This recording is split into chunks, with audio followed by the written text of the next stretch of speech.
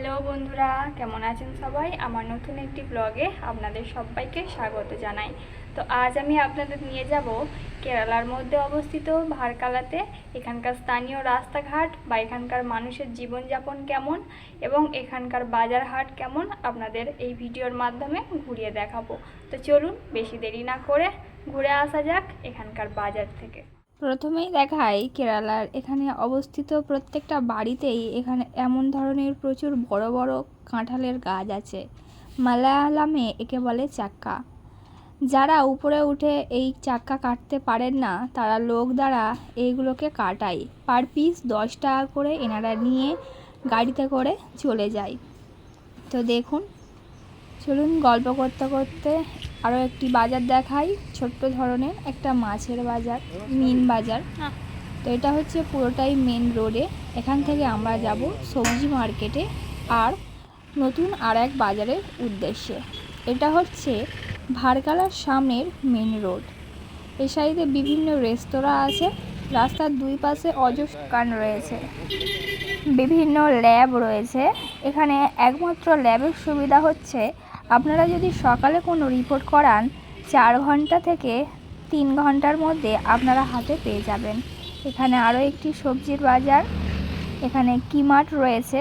যারা চাইছেন যে ভারকালার মধ্যে অবস্থিত বাজারের সন্ধান চাইছেন তারা এই ভিডিওটার মাধ্যমে দেখতে পারেন এবং এই ভিডিওর মাধ্যম অনুযায়ী আপনারা সেখানে পৌঁছতে পারেন। এটা হচ্ছে মেন রোড। এক সাইডে গেছে শিবাগিরি টেম্পল, এক সাইডে গেছে ভারকালা বিচ এবং আরেক সাইডে গেছে ট্রেন রাস্তার সাইড। আমরা এখন ট্রেন রাস্তার সাইড ধরেই এগোচ্ছি। বিভিন্ন বেকারির জিনিস, বিভিন্ন ফলের দোকান, বিভিন্ন জামাপত্রের দোকান, মেডিসিনের দোকান এবং বিভিন্ন কালওয়ারা ধোসার দোকানও আপনারা পাবেন। তো চলুন দেখুন, কথা বলতে বলতে চলে এসেছি আমাদের সেই বাজারে, যেখান থেকে আমরা সবজি মার্কেটে সবজি নেব এবং বিভিন্ন সবজিকে আজ আপনাদের পরিচয় করাবো।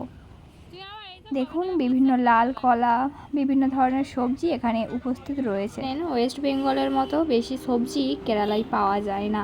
সামান্য সবজির মাধ্যমেই আমাদের মতো ওয়েস্ট বেঙ্গল বা বাইরে থেকে যারা আসে তাদেরকে নিয়ে নিতে হয়। তো চলুন আজ আপনাদের বড় সবজি মার্কেটটা ঘুরিয়ে দেখাবো। জানেন এখানে কলা ওয়েস্ট বেঙ্গলে যেমন আমরা পিস হিসাবে কিনি বা ডজন হিসাবে কিনি, এখানে অমনটা নিয়ম নেই। এখানে সব কিলো দরেই কিনতে হবে।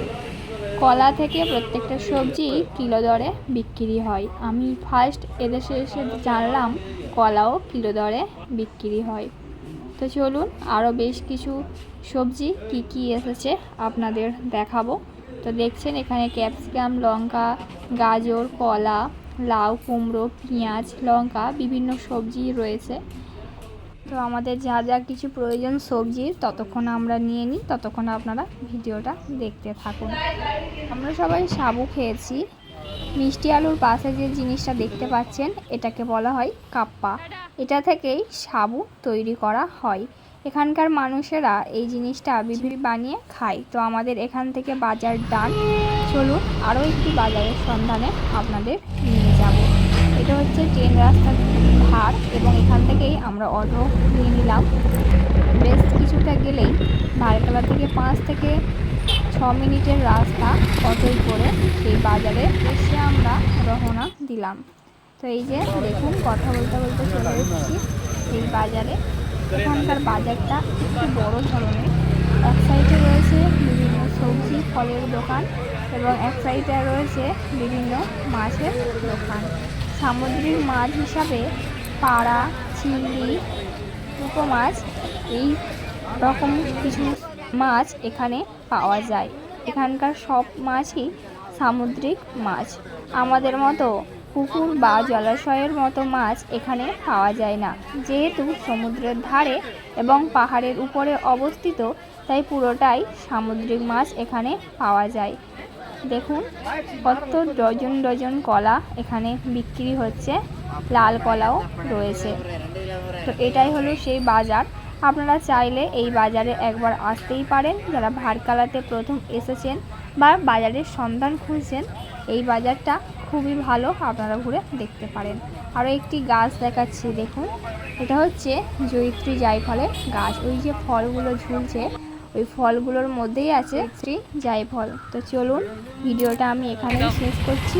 ভিডিওটা কেমন লাগলো অবশ্যই জানাবেন, এবং যদি ভালো লাগে অবশ্যই লাইক, কমেন্ট, সাবস্ক্রাইব এবং শেয়ার করে পাশে থাকবেন। ভিডিওটি দেখার জন্য অসংখ্য ধন্যবাদ।